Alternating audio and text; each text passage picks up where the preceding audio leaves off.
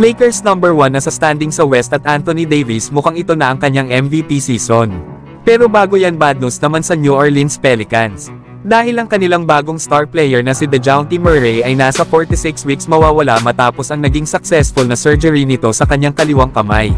Nakuha nga ni DeJounte Murray ang kanyang injury sa kanyang naging debut laban sa Chicago Bulls sa 4th quarter.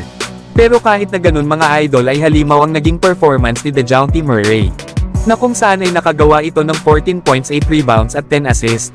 At nakuha din nila ang panalo laban sa Chicago Bulls. Si DeJounte Murray nga pala mga idol ay nakuha ng New Orleans Pelicans nitong summer via trade mula sa Atlanta Hawks, kapalit ng 2 players at 2 first round picks.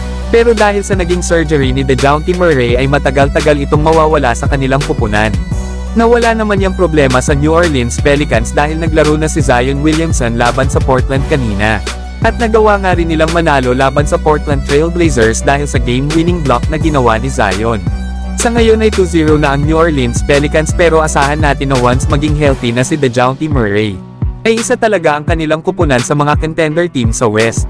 Pero kayo mga idol, ano ang masasabi nyo dito sa New Orleans Pelicans? Samantalang Los Angeles Lakers number 1 na sa standing sa West. Tinalo nga nila ang Phoenix Suns sa isang comeback win matapos silang matambakan sa first half ng 22 points. Isa na nga sa nagpanalo na naman sa Los Angeles Lakers ay itong kanilang superstar big man na si Anthony Davis. Mukhang ito na ata ang kanyang MVP season. Lalo at sa naging opening game ng Lakers laban sa Minnesota Timberwolves, na kung saan ay nakuha din dito ng Lakers ang panalo. Ay nakagawa naman dito si Anthony Davis ng double-double, 36 points, 16 rebounds, 3 blocks at 1 steal. At kanina nga sa naging performance ni Davis sa kanilang second game ngayong season laban naman sa Phoenix Suns, ay pinangunahan pa rin ni Anthony Davis ang Los Angeles Lakers na merong 35 points, 8 rebounds, 4 assists, 1 steal at 2 blocks. Kaya halimaw talaga ang pagsisimula ni Davis ngayong season para sa Los Angeles Lakers. At ito nga ang mga naging highlight ni Anthony Davis laban sa Phoenix Suns.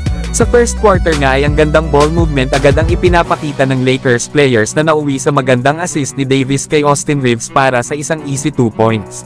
Sa play naman na ito ay ang ganda ng steal ni LeBron sa pass ni Durant. Kaya naman ay agad nakita ni LeBron si Davis sa transition na mabilis na bumababa. Kaya easy dunk na ito para kay Davis. Dito naman mga idol ay ang ganda ng roll ni Davis sa basket para ma-open ito.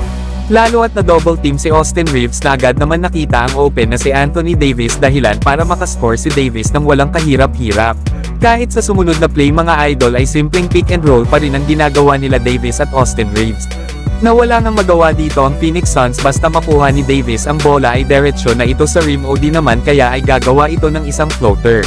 Grabe talaga mga idol ang screen na ginagawa ni Davis. Na dito talaga nahihirapan ang mga players ng Phoenix Suns dahil mga shooter din kasi ang guards ng Lakers. Kaya naman sinasamantala ito ni Anthony Davis para malito ang kalaban at magawa niyang tirahan ang mga ito ng mid-range or atakihin ang basket. Ang maganda pa kay Anthony Davis kahit kasi sa mga isolation ay walang magawa sa kanya ang mga players ng Phoenix Suns.